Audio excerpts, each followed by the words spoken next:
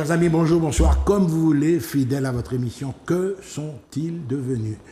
Une émission au cours de laquelle nous traversons un parcours de vie avec des gens qui ont marqué le paysage antillais, avec des gens également qui nous ont apporté pas mal de bonheur. Et aujourd'hui, j'ai à mes côtés Madame Babette de Rosière qui est venue nous rendre une petite visite. Oui. Bonjour, bonsoir, Madame, comme vous voulez. Bonjour, mais c'est très bien ici, c'est comme si j'étais chez moi là. Ah bon? Et puis tu parles de zouk. Ah bon? Moi, zouk, on connaît de ça, c'est bitin à moi. C'est nous-mêmes. C'est nous.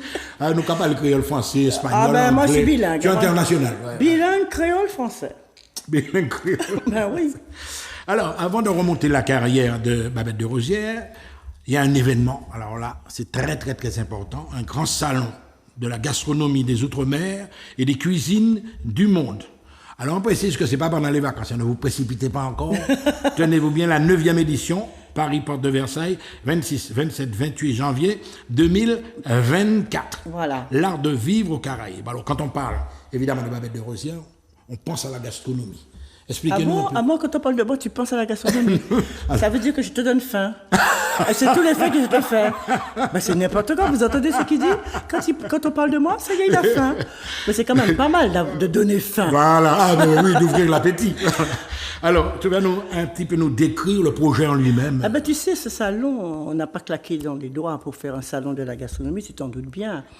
Ce salon, c'est la résultante de beaucoup de démarches que j'ai effectuées auprès de beaucoup de ministres qui nous représentaient, entre guillemets, pour parler d'un dossier qui me tenait à cœur sur la préservation et la promotion de tout ce qui se fait de mieux au niveau de la gastronomie et de notre culture, tout simplement. Parce que tu n'es pas censé oublier que nous, on était laissés pour compte. Les Outre-mer, ça comptait pas. Quand on parle des Outre-mer, c'est en pointillé. Et moi, j'ai trouvé ça inadmissible qu'on parle de nous en pointillé, quoique j'ai commencé très tôt à faire de la télévision. J'ai commencé très tôt à parler des produits de nos Outre-mer. Même si on me disait, silence radio, tu parles pas de ci, tu parles pas de ça. Donc, ce dossier-là, c'était un dossier pour mettre en lumière les valeurs des Outre-mer. Et quand j'ai vu que personne ne s'en occupait, même nos ministres, on a eu des ministres Outre-mer, ultramarins. Ça fera pratiquement toutes les portes. Ben, ils n'ont pas fait ailleurs. Rien même. Non, même eux, ils ne se sont pas penchés sur ce dossier. Je me suis dit, là, je vais créer un salon pour mettre en avant notre culture.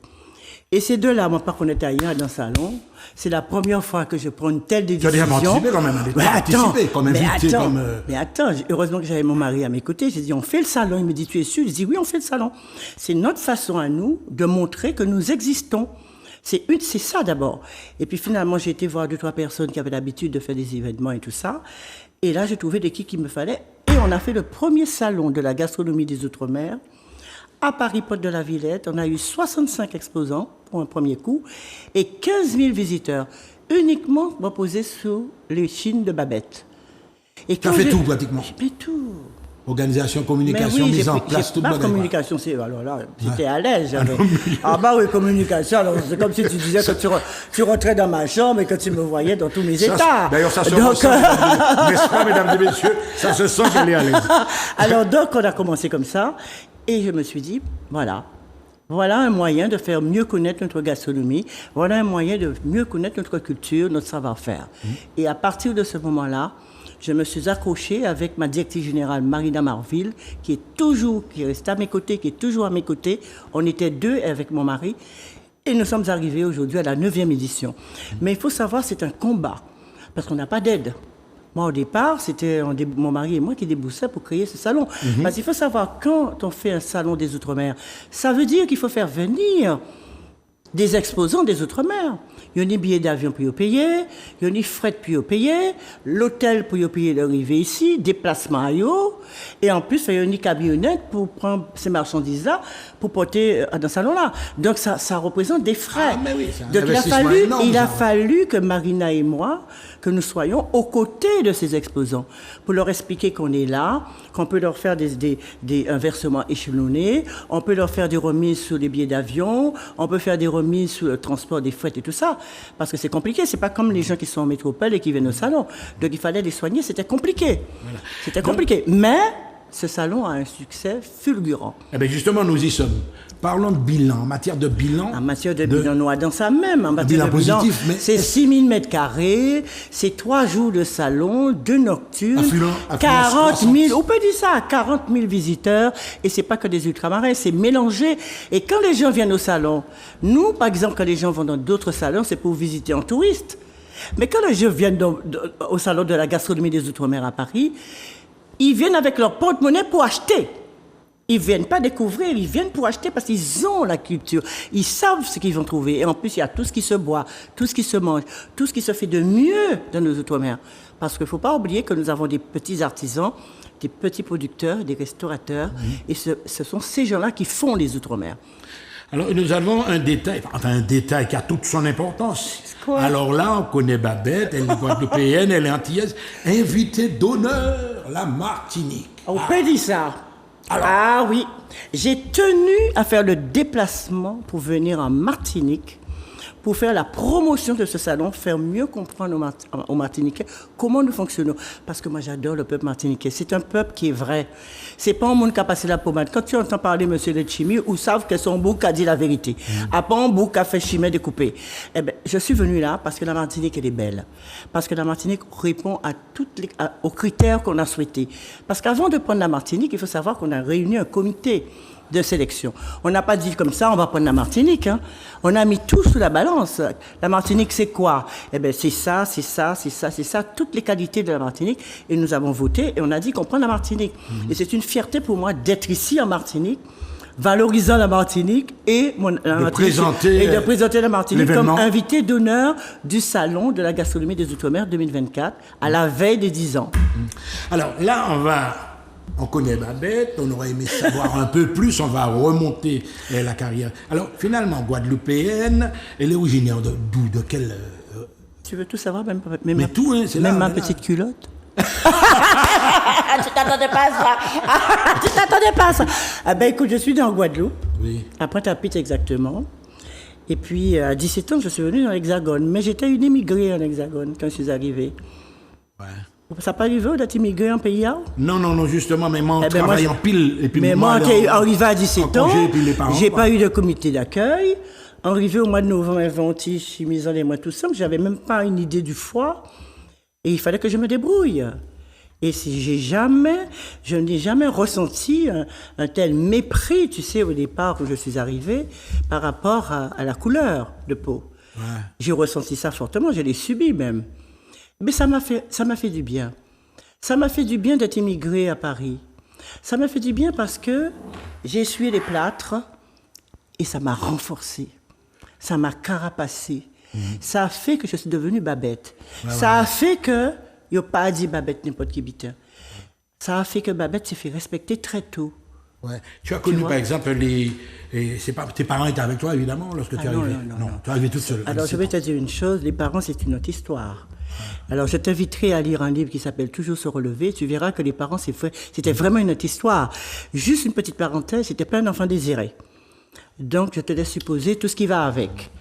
Mais ça ne m'a pas gêné plus que ça parce que j'ai pris mon envol quand je suis arrivée ici. J'ai fait ma licence d'histoire et de géographie. J'ai continué mon chemin, mais j'avais une seule idée en tête. Écoutez bien sans cas dur. J'ai dit, il faut que la Noiraude, c'est comme ça de moi. Il faut que je réussisse. Quoi qu'il arrive, il faut que je réussisse. Et j'ai tout fait avec cette idée dans ma tête. C'est pour ça que je dis aux jeunes qui m'écoutaient, quand vous avez décidé de prendre un chemin, vous avez décidé de faire quelque chose, allez jusqu'au bout de vos rêves. Parce que ça n'a pas été facile. Tu penses bien que ça n'a pas été facile.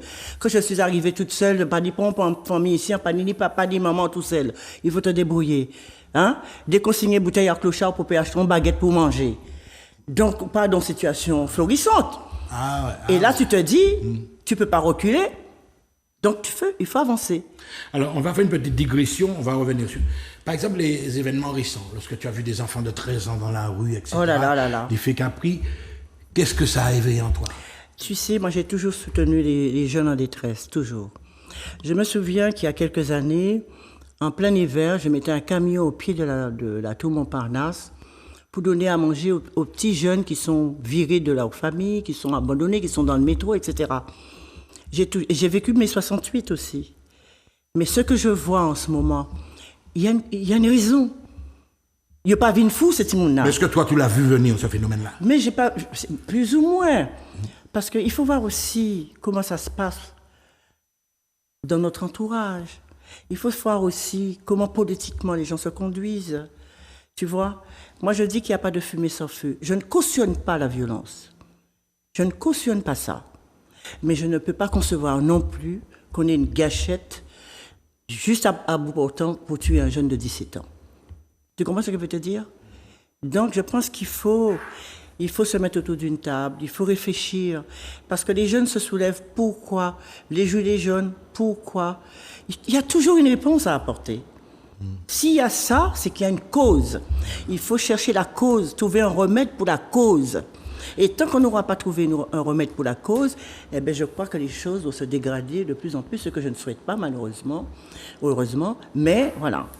Alors, on va retourner un petit peu à ce flashback-là.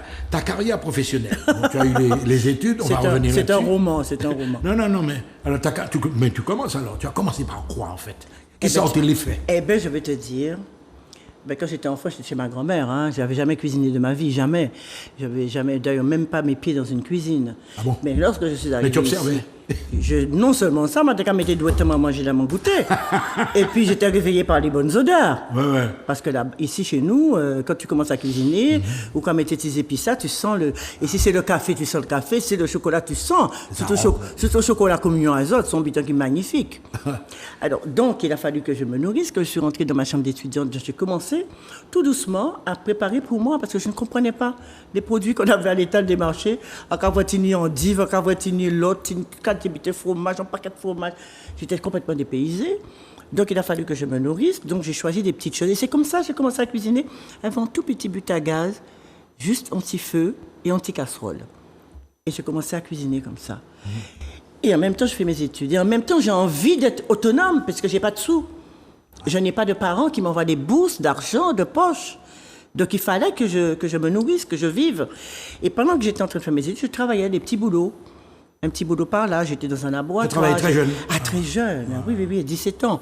J'allais faire des petits boulots pour avoir les 50 euros, 50 francs qu'on me donnait. C'est comme ça que j'ai commencé. Et puis j'ai voulu passer des concours. J'ai dit, de toute façon, il faut que je m'en sorte. Donc j'ai passé plusieurs concours. Et finalement, c'est l'ORTF qui m'a appelé. Alors, quand je suis arrivée à l'ORTF, je ne te dis pas le scandale que ça a fait. Non, mais raconte, les gens sont là pour savoir. Quand je suis on est presque à débattre. Mon Dieu, c'était un événement. Là où sorti. Oh, l'on sorti, il y a mon banania. Ou quel livre là, que vous ça? Oui. J'avais un petit surnom, il y a mon banania, mais comment ça n'a pas duré longtemps. J'ai bien fait vite comprendre que je m'appelais Babette. Et tu liras le livre et tu verras comment. Ouais. Ça s'appelle Toujours se relever, le livre, aux éditions Orphy. Donc, ça a très mal commencé pour moi, tu vois. Très, très, très mal commencé. Mais j'ai tenu bon. Et puis, comme j'avais faim, j'ai profité pendant que je travaillais à l'ORTF. Le soir, j'allais travailler dans un hôtel au Standard. Mais c'était pourquoi, d'après eux? C'était pour dîner le soir et pour petit déjeuner le lendemain. Parce que c'était gratuit.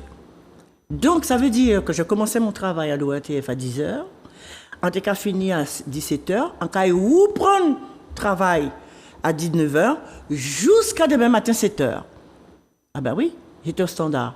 Mais le soir, je dînais avec les chefs, et c'est comme ça que j'ai mis un pied dans la cuisine des chefs. Et j'étais impressionnée quand je suis entrée la première fois dans une cuisine de chef. Quand voyait tout en blanc, tout caillou, oui, chef. Oh! Ben alors je voyais les plats, je voyais tout ça. Ça m'émerveillait. Ouais. Alors c'est un monde que tu découvres, le monde culinaire, effectivement. J'ai découvert le monde culinaire. Et culinaire. alors là, pour toi, c'est important. C'est-à-dire, pas besoin d'aller à l'école de cuisine. Non, c'est l'observation, regarder le monde. Pas besoin de tout ça. Parce que tu sais, la cuisine, tu l'as dans ton ventre, dans tes tripes. C'est pas quelque chose que tu apprends pas la cuisine. Tu apprends la technique de la cuisine.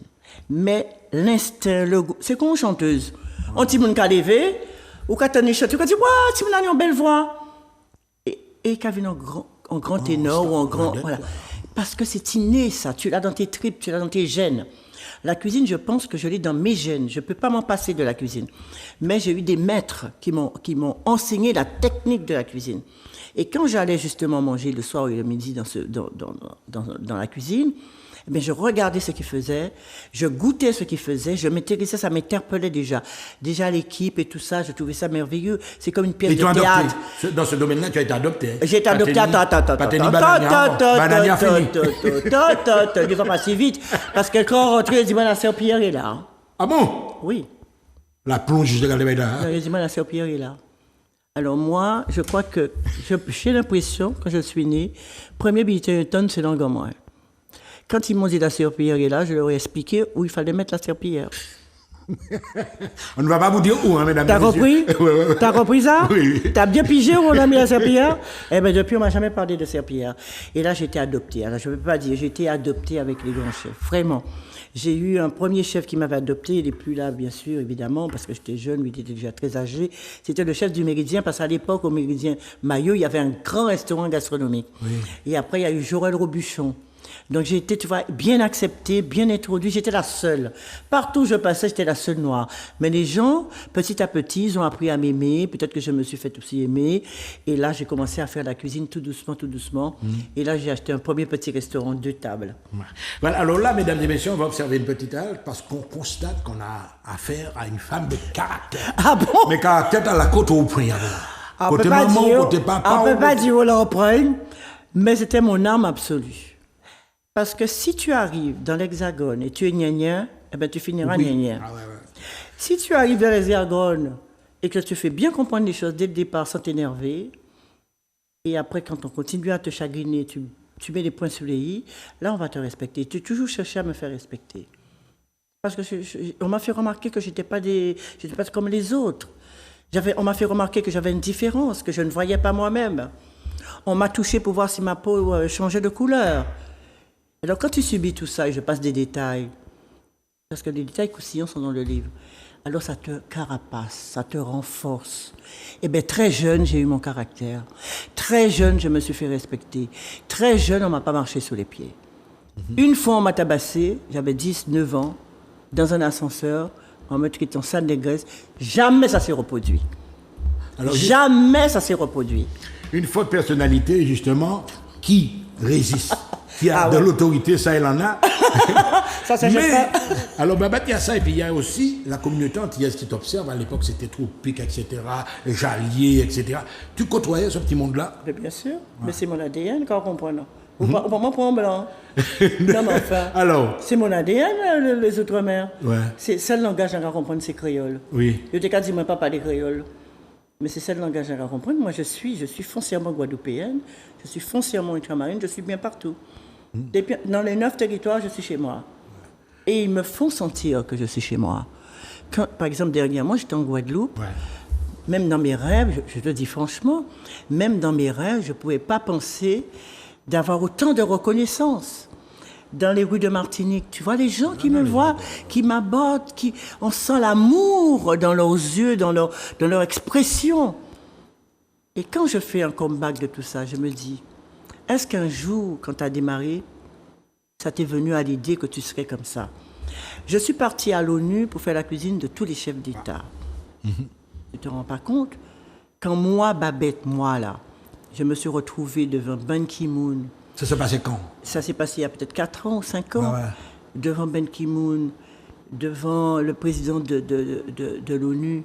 M'en touché. Moi, voici, c'était bien moi. En train de faire un discours devant Ban Ki-moon et le président de l'ONU et tous les chefs d'État. Ouais. M'ont dit, c'est pas moi. Et j'ai tenu à garder ma veste de cuisine, bien sûr. Ah bon? Et parler de ma culture. Mais c'est ce que j'ai fait. J'ai fait. J'ai pris. On pas mettre toc, on mettait juste veste en moi. Et un cas parler, on dit Ban Ki-moon, nous, parler français traduit. Donc, j'ai expliqué mon origine, j'ai expliqué ma culture. Je véhicule ma culture. Toute ma vie, c'est ce que j'ai fait. Je véhicule notre culture à nous, pour nous. J'ai toujours travaillé pour nous. Quand je l'ouvre, c'est pour nous. La cause des autres, ça ne me regarde pas. Mais la cause des ultramarins m'intéresse. Tu sais, l'année dernière, j'ai fait une mission ministérielle qui consistait justement de faire un inventaire sur la gastronomie des 9 territoires. Mais est-ce que tu crois que moi, je me suis arrêtée à parler que de gastronomie?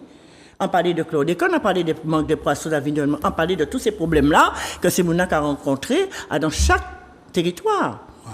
J'ai fait un rapport au ministre bien comme il faut.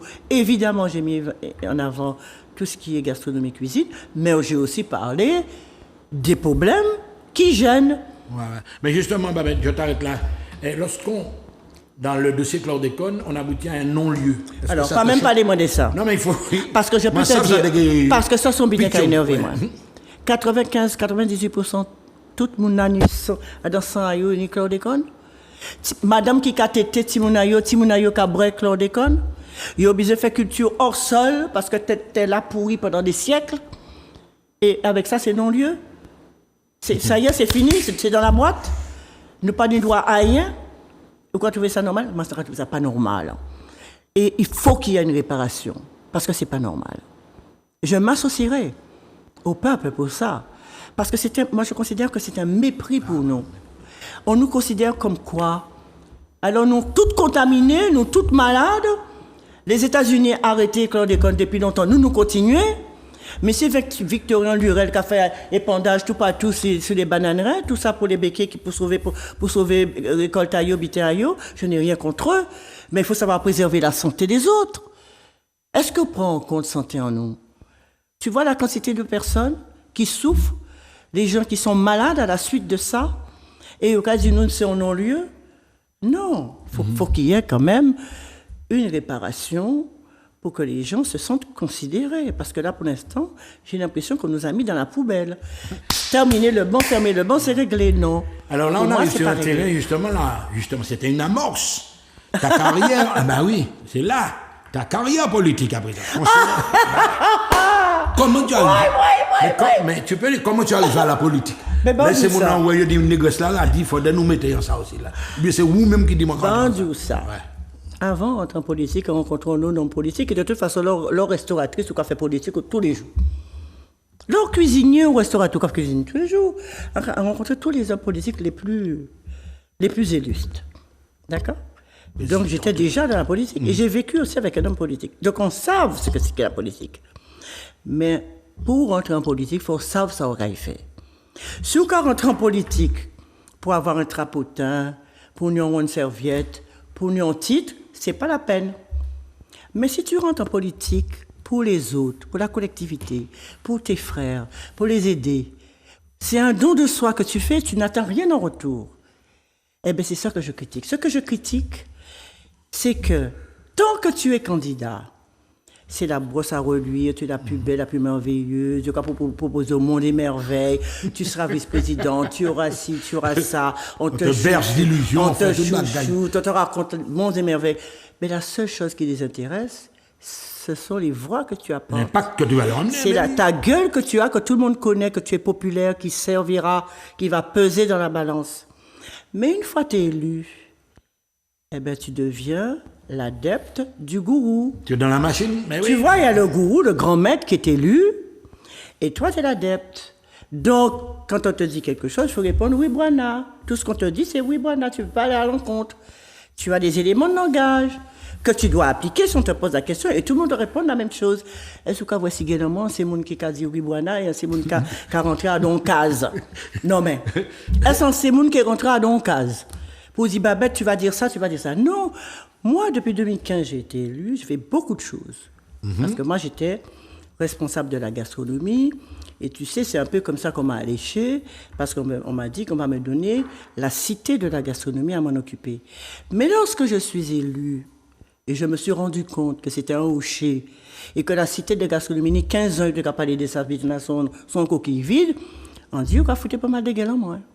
Donc, je me suis un peu révoltée. Et je me suis dit, peu importe, je ne vais pas m'arrêter là, mais je vais monter un parcours de la gastronomie en Île-de-France. Ouais. Et je me suis mise à travailler, à aller voir tous les gens, parce que comme je connais du monde aussi, tu avais un relationnel, ça m'a permis de créer 6 sites en Île-de-France, dont l'hôtel de la Marine. Oui, le premier site qui est ouvert maintenant, c'est Place de la Concorde, l'hôtel de la Marine, et au savent, celui sur le gâteau. Il y aura une école de cuisine créole, la première dans le monde, à l'hôtel de la Marine, grâce à l'école du Cordon Bleu. Et l'école du Cordon Bleu, pour ceux qui ne savent pas, c'est une école internationale, il y a 76 dans le monde. C'est l'une des plus grandes écoles. Et je suis en train de former tous les chefs étoilés à la cuisine créole. M'ont obligé, mettre cuisine créole à la Concorde, pour tout le monde en nous ici, vienne prendre cours de cuisine créole. Et pour tout le monde qui est en bas là, qu'à apprendre aussi que dans les Outre-mer, il y a d'autres produits qu'à Kazayo. Parce qu'on ne va pas nous demander ici, comme on fait, de faire un fraisier, alors que nous ni mango, nous ni ananas, nous ni banane. Donc, voilà, il faut nous demander de faire des recettes avec nos produits du cru. Ouais. Nous sommes département français, nous avons le droit aussi d'utiliser nos produits, c'est pas dans ce sens. Ouais. Quand on nous demande de faire du foie gras, bien, on veut tout faire parce que c'est la cuisine. Mais de l'autre côté aussi, il faut apprendre à faire un colombo, il faut apprendre à faire un matoutou, il faut apprendre à faire un migan, il faut apprendre à faire un chalou. Voilà, c'est comme ça. Eh bien justement, à ton action politique, on va voir même que tu as été réélection le 27 juin 2021, donc ça marche. Ah mais ça marche, parce qu'on est venu me chercher, parce que de toute façon, j'ai rien demandé, moi. J'étais chez moi tranquillement, Valérie Pécresse est venue me chercher pour me parler, pour me dire, il faut absolument que tu rentres en politique. Et puis, il y a son chien de garde que tu connais, Catherine Parade, celui qui aboie, là, le Patrick Caram, qui n'est rien du tout, et qui veut se faire passer pour le nombril du monde, jusqu'à insulter les préfets, à menacer les préfets, l'ARC et tout ça, pour qui se prend celui-là, alors qu'il n'est rien du tout. Toute sa carrière politique, il a léché les bottes des politiques, qui n'ont lui rien donné. C'est le factotum de Valérie Pécresse, c'est le sac à main de Valérie Pécresse. Il ne représente rien du tout. C'est lui qui mettait qu'à dire Valérie, oui, il faut prendre Babette, c'est comme ça que je suis rentré en politique. Mais je suis rentré parce que j'avais mon dossier.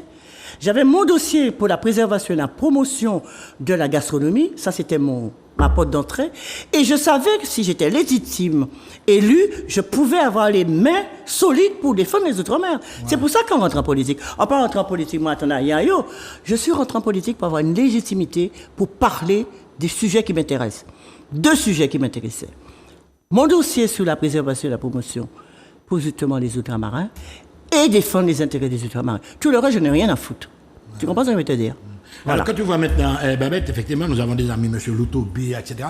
Il y a des formations. Le monde culinaire, etc., ça s'étend de plus en plus. Tu trouves des cuisiniers antillais au Canada, en Norvège, etc. Tu penses, tu as été un élément détonateur également dans tout ça? Je ne sais pas si j'étais détonateur, mais j'étais la première. J'étais la première. Moi, j'ai essuyé les plâtres. Quand je suis arrivée à la télévision, d'ailleurs, on ne s'attendait pas à me voir parce que j'étais la seule noire. Alors, je passe des détails. Et puis, quand on m'a appelé, j'ai décidé de défendre les produits des Outre-mer. Je dis, moi, c'est quoi ça? Va dans ton cocotier, on t'a rien demandé, ta cuisine ethnique, on n'en veut pas. J'ai persisté. Moi, je suis quelqu'un, je lâche rien. Quand tu me fous un coup de pied par la fenêtre, moi, je rentre par la lucarne. On m'a dit, non, il ne faut pas parler d'épices, il faut parler ici. J'ai dit, de quoi je vais parler? Je suis antillais, je suis né en Outre-mer. Il faut que je valorise les produits de mon île. Il faut que je valorise les produits des Outre-mer. Parce que dans les 9 territoires, on utilise les mêmes produits. Même si on cuisine différemment. Même si on a des cultures, par exemple, Nouvelle-Calédonie, ça ne ressemble pas à la Martinique. Mais on utilise les mêmes produits. J'ai dit, de quoi je parlais? J'ai dû m'imposer. Et moi, je pense que j'ai été parmi les premiers. Ouais. Et d'abord, je veux te dire, ces grands chefs qui passaient des concours, meilleurs ouvriers de France et tout ça, qui m'ont lieu d'accueillir pour parler des produits de l'Outre-mer? Bibi! Babette, comment on fait cuire un ananas sans brûler la tête? Babette, comment on fait ci? Babette, comment on fait ça? Et maintenant, mon plus grand bonheur, tu sais c'est quoi mon plus grand bonheur?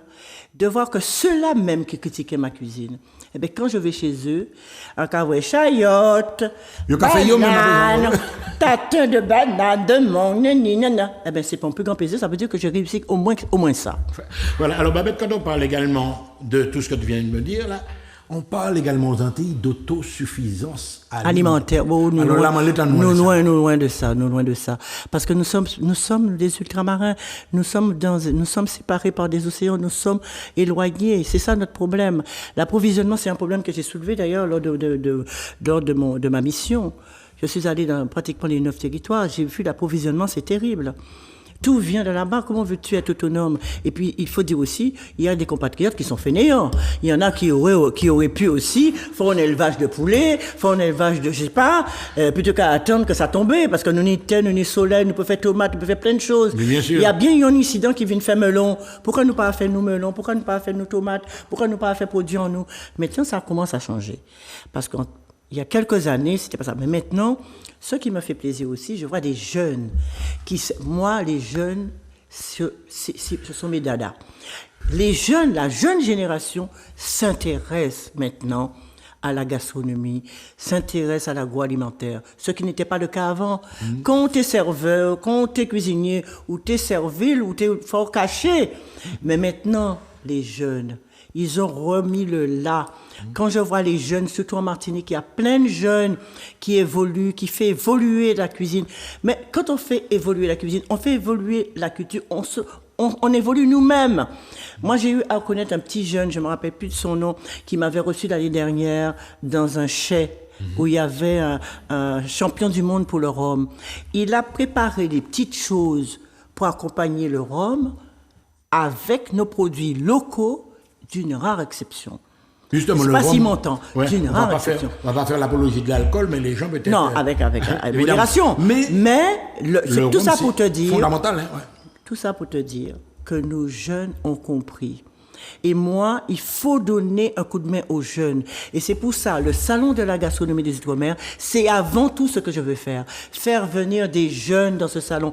Parce qu'ils sont producteurs, ils sont transformateurs, ils sont restaurateurs, ils ont le goût, ils ont tout. Et en plus, ils ont les produits. Parce que ça s'est évolué. Maintenant, on plante, on fait des choses ici.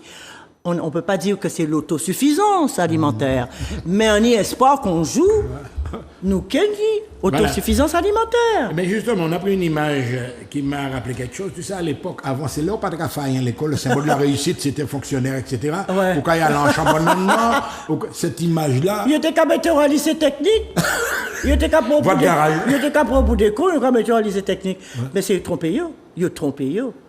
Parce que qui dit technique dit les mains. Mais évidemment. Qui dit les mains dit création. Et qui dit création dit ciboulot. Eh bien, tous ces gens-là, ces jeunes-là qu'on a casés dans les trucs techniques, eh bien, on a sorti des éléments, des gens qui font... qualifiés, des gens de haut niveau. Effectivement, on a besoin de nos artisans. On a besoin de nos... Mais évidemment. Et qui fait ça maintenant? Ce sont nos jeunes. Tu les trouves dans tous les corps de métier. Avant, ils étaient forts fonctionnaires, absolument. C'était la culture de nos ancêtres. Hein. Pour être quelqu'un, il faut être instituteur. Ou médecin. Fonctionnaire. Mais ça veut dire quoi, ça? Tu ne crées pas, tu ne fais pas de création, tu t'intéresses à rien d'autre, tu es fonctionnaire, tu signes et c'est bon, ça tombe tous les mois. Non, c'est fini, ça. Et j'espère que les jeunes qui m'entendent vont se mettre au travail pour créer, pour faire des choses intéressantes, pour faire évoluer le schmilblick, comme on dit. Parce qu'il faut évoluer. Alors, Babette, on la voit, elle est dynamique, etc. Elle est culturelle, elle est d'ailleurs diplômée en histoire géo, etc. Mais est-ce que Babette, justement, s'occupe de l'histoire de son pays, reconnaît l'histoire de son pays, relit l'histoire de son pays? Attends, tu veux m'insulter là? Non. Si tu veux m'insulter, dis-moi parce que... Regarde, si tu veux m'insulter, dis-moi parce que j'ai de quoi te calmer.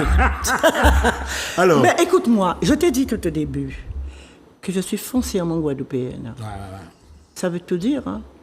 Et je t'ai dit aussi que j'étais une immigrée quand je suis arrivée à Paris.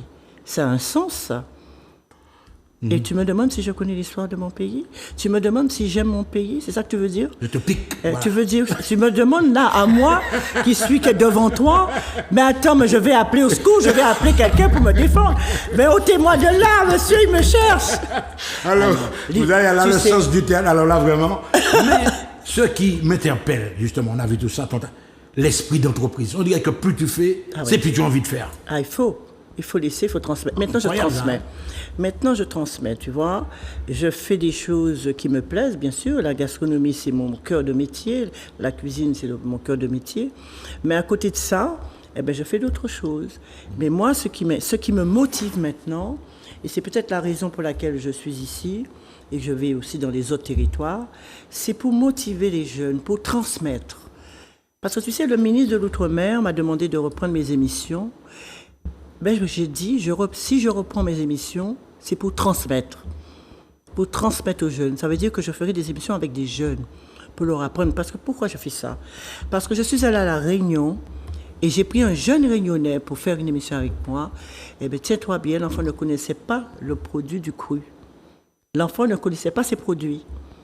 Vous savez pourquoi il ne pas connaître ce produit-là? Parce qu'il y a appris tout produit de métropole. Ah ouais. Et ça, je trouve que c'est une erreur fondamentale, vraiment. Et c'est pour ça que je te dis, moi, avec le Salon de la gastronomie des Outre-mer, c'est un tremplin pour faire venir nos producteurs, nos agriculteurs, nos restaurateurs, tout le monde avec leurs produits, parce qu'ils innovent beaucoup. Nous avons le prix de l'innovation fait pour ça, parce que ces jeunes s'intéressent à plein de choses. Ils innovent. Moi, je suis même étonnée quand je vois que tous nos produits sont transformés, mais c'est bon. Tu vois, c'est pour mieux connaître justement cette culture-là que les gens de l'Hexagone ne connaissent pas forcément. C'est pour mieux connaître aussi nos valeurs, pour mieux connaître nos savoir-faire, parce que nous avons du talent, nous avons un savoir-faire. Mais si nous restons dans notre cocon, on ne sort pas de notre trou pour venir dans cette vitrine que j'ai créée, qui donne de la lumière, parce que je communique beaucoup, eh bien, tu ne peux pas t'exprimer, tu ne peux pas montrer ce que tu sais faire.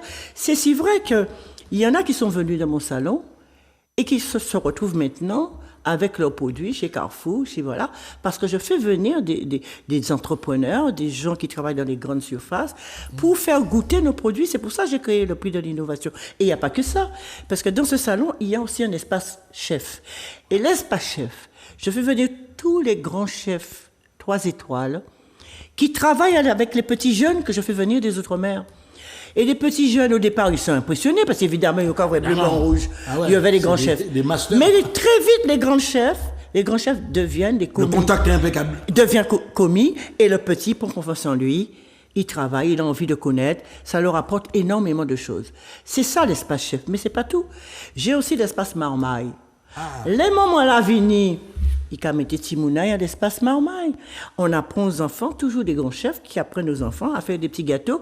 Et en même temps, c'est animé parce qu'il y a des théâtres, des comédiens qui sont là. Tu vois, ça c'est très intéressant. Et pour parler de la culture, parce que quoi, dis-moi, ils sont qu'on est pays en moins, eh bien, il y a un podium d'animation qui représente toutes les musiques, les danses, tout. La musique préférée en moi, c'est Groka et Bel Air. À moi, mais ça. En cas de les Groka et Bel Air. Donc, tu vois, si tu veux, dans ce salon-là, quand tu rentres, il y a même aussi un espace où on fait des conférences pour apprendre un petit peu mieux ce qui se passe chez nous. Ça peut être comme sujet le chlordécone, ça peut être aussi autre chose. Mais c'est un salon qui est à la fois culturel, dans tout son sens, mais qui apporte beaucoup aux visiteurs. Et c'est pour ça qu'il y a un tel engouement pour ce salon. Mais la seule chose que nous n'avons pas et que je réclame à corps et à cri, c'est qu'on nous soutienne.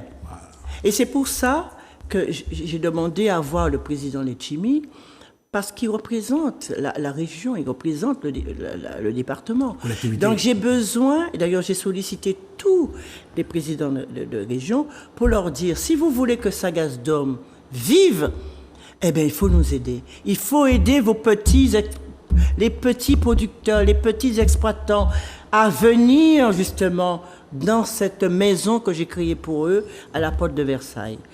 Alors, il y a un élément également très important. Tu m'as parlé de Timon Maille, etc. Ouais. Mais, dans les cantines, etc., même ici, l'éducation aux saveurs. C'est-à-dire, là, on est en Timoun, Faudrait, c'est Timon Maille, la gadou, you parlez ou d'achine, est-ce que c'est en lacune? Est-ce que c'est une lacune? Je vais te dire, ça, c'est dans le lit que les parents doivent commencer à faire comprendre aux enfants que nous avons 2 cultures. Nous avons la culture française, bien sûr, mais nous avons notre culture créole. Et il ne faut surtout pas, parce que ça me fait penser quand j'étais enfant, en me disant ne parle pas créole. Mais je pense qu'on doit éduquer le palais des enfants dès petits. Je vais te donner un exemple. Un petit bébé petit, il connaît rien, il sortit fait. Il n'y a qu'une petite bouche, il ne va connaître rien. Tu lui prends du sucré, tu mets dans sa petite bouche, tu lui prends du salé, tu mets dans sa petite bouche, il voit en différence. Il voit qu'il y a une différence. Tu lui prends du citron, tu mets dans sa bouche, acide. Il y a vraiment une différence. Donc, tout petit, quand tu éduques le palais de ton enfant, avec nos produits à nous, dis-moi comment tu n'as pas aimé. Non, mais mon dis-moi comment. Il peut faire passer à dents. Non. Il va voir le clown là, le jaune et rouge. Écoute, moi, tous ces bitins-là, moi, je pense qu'il faut faire l'éducation des enfants dès petits. Tu as une culture, il faut leur parler créole, parler français, évidemment, leur parler créole tout petit et leur apprendre kaki fouillapin, kaki dachine, kaki ça, kaki ci. Voilà. Les enfants doivent connaître. Parce que si un jour les enfants arrivent dans leur pays, il ne faut pas y retrouver immigrés dans le pays.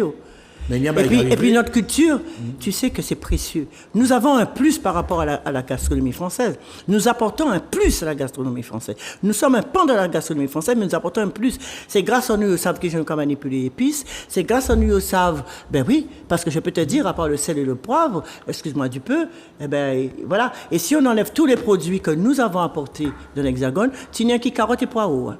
Ouais. Mais il y a un à présent aussi, Babette, c'est que c'est mon nom.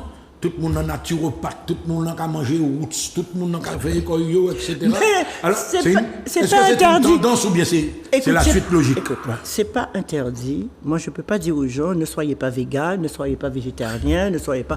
Non, chaque monde a un midi un potayo. Mais moi, ce que je dis, avant tout, c'est choisir le bon produit, savoir l'utiliser, savoir l'apprécier. Parce que tu peux être végane, mais si tu manges de bons produits, si tu fais des équilibres alimentaires, ça peut aller. Mais il ne faut pas dégoûter les autres qui mangent du poisson et de la viande. C'est là où je ne joue pas le jeu. Tu es libre de manger ce que tu veux, de croire en ce que tu veux. Mais il y en a, par exemple, j'ai subi ça moi-même, une dame végane est venue m'agresser pour me dire si j'ai pas honte de manger du poulet. Mais je ne te dis pas ce que j'ai répondu. Hein. Elle m'a demandé si j'ai pas honte de manger de la viande. Ben, elle mange de la viande parce qu'elle a un mari. Ouais. Elle mange de la viande quelque part. Hein? Et je suis sûr qu'elle ne refuse pas. Quand le mari lui donne de la viande à déguster, elle ne refuse pas. Il a dégusté. Il n'est pas dit vegan. Mais justement, il y a un problème de génération, c'est-à-dire qu'à présent, c'est Timoun qui a fait Timoun. Et si on ne peut pas apprendre Timoun, comment on a transmettre à Ichi? Le problème, c'est les parents. L'éducation, c'est au berceau, c'est les parents. Les parents sont souvent absents maintenant. Je pense qu'il y a des parents, surtout en métropole, qui laissent les enfants comme ça. Je comprends. Mais je vais te dire, quand on était petit, où t'es fait un baiser, tu as tiré les oreilles, hein? Châtiment. Ou t'es insolent, ou t'es un petit claque en bouchard. Maltraitance. À présent, il fait ça. Aïe, tirer les oreilles en timoun. Aïe, reprendre en timoun. Moi, je vois dans mon restaurant des enfants qui traitent leurs parents n'importe comment. À la base, c'est qui a fait ça? Il faut chercher le mal d'où il vient. Qui a fait ça? C'est pas parce que tu tires l'oreille de ton enfant que tu maltraites ton enfant. C'est pas parce que tu donnes une petite claque à ton enfant que tu martyrises ton enfant. Là, c'est fini, c'est terminé. Mais je pense qu'on n'est pas obligé non plus, à l'époque où nous vivons, de tirer les oreilles, ni de claquer un enfant. Il suffit d'avoir de l'autorité sur ton enfant. C'est ça qui compte, l'autorité. Maman, t'es un gado, depuis gado. Voilà, c'est ça. Si tu fais une bêtise, par exemple, moi, quand j'étais enfant, ma grand-mère me dit un jour, tu vas, oui, tu vas où? Je lui dis, je vais voir, je sais pas où. Et comment tu rentres? Je disais, je vais rentrer. Ah, tu sais pas comment tu rentres? Tu sors pas. Mais voilà. Tout est comme ça. C'est une question d'éducation. Il faut savoir serrer les rênes. Ou pas besoin de battre mon cou, hein. Tu serres les rênes. D'accord, tu es arrivé en retard, 1 heure en retard, la prochaine fois, tu sortiras pas. Tu comprends? Ouais. Ça, il faut savoir serrer le joint des enfants sans les taper, mais en leur indiquant l'autorité et la fermeté. Alors là, on va arriver à un moment important également, le Grand Prix du rayonnement français en mars 2020. Racontez-nous ça bien. Alors, où il fait... Maman, t'es même ça qui a existé. Pourquoi nous recevons une convocation comme ça? Mais non, on m'a bluffé, on m'a dit, bête, oui, on sait que tu fais beaucoup de choses, ça, tu t'occupes du salon, on a besoin de quelques photos pour le salon, etc. Et puis, on m'invite, je voulais même pas y aller. Je dis à mon mari, j'y vais pas, moi, je vais pas dans les trucs comme ça. Je dis, moi, ça m'intéresse pas, je vais pas.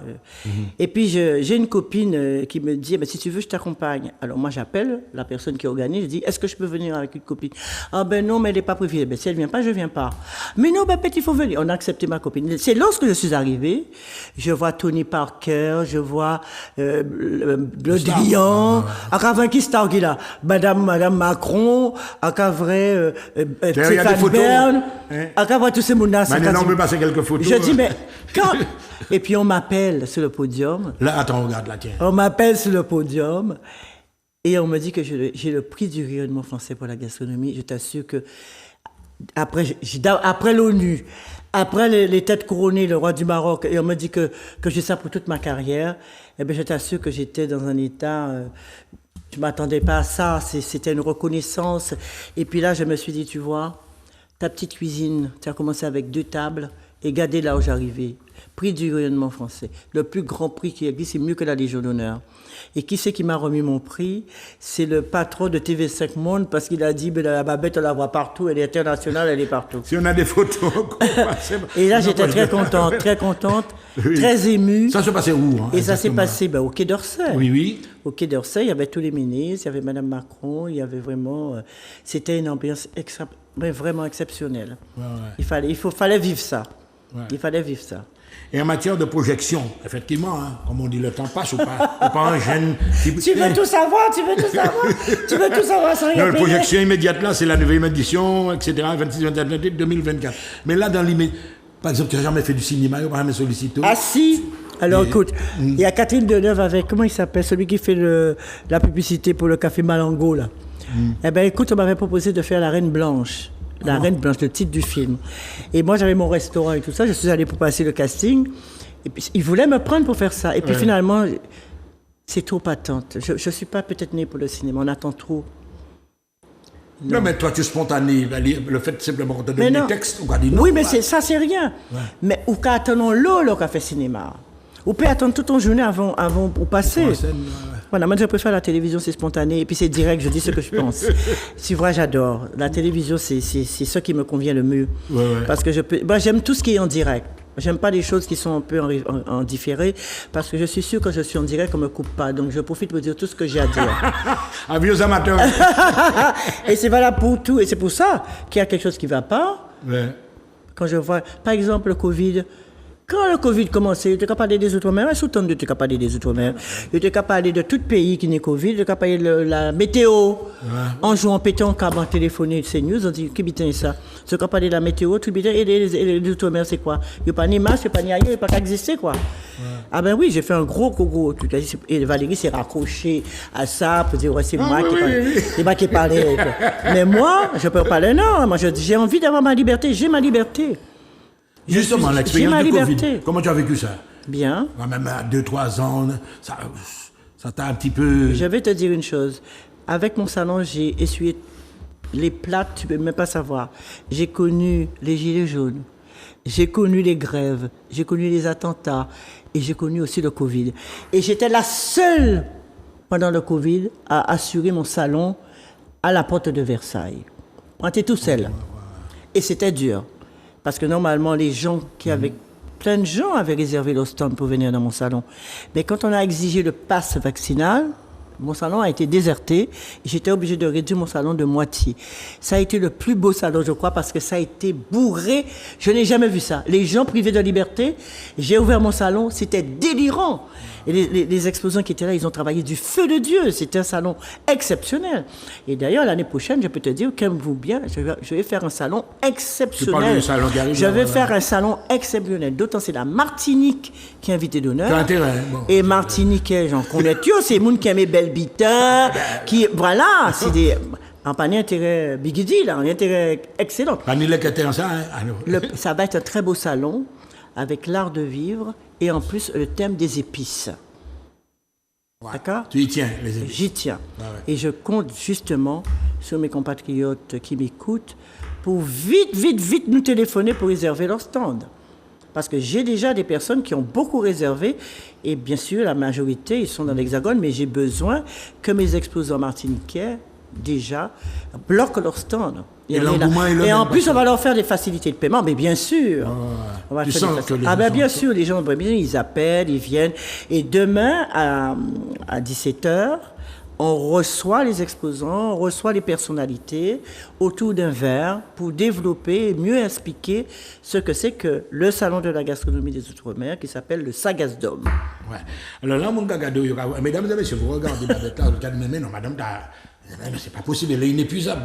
Est-ce qu'on y a une recette en bagaille, on fait sport, tu marches, qu'est-ce que tu fais? Ou on y a une hygiène de vie, on évidemment, moi je mange équilibré, je choisis mes plats, mes assiettes, c'est déjà ça.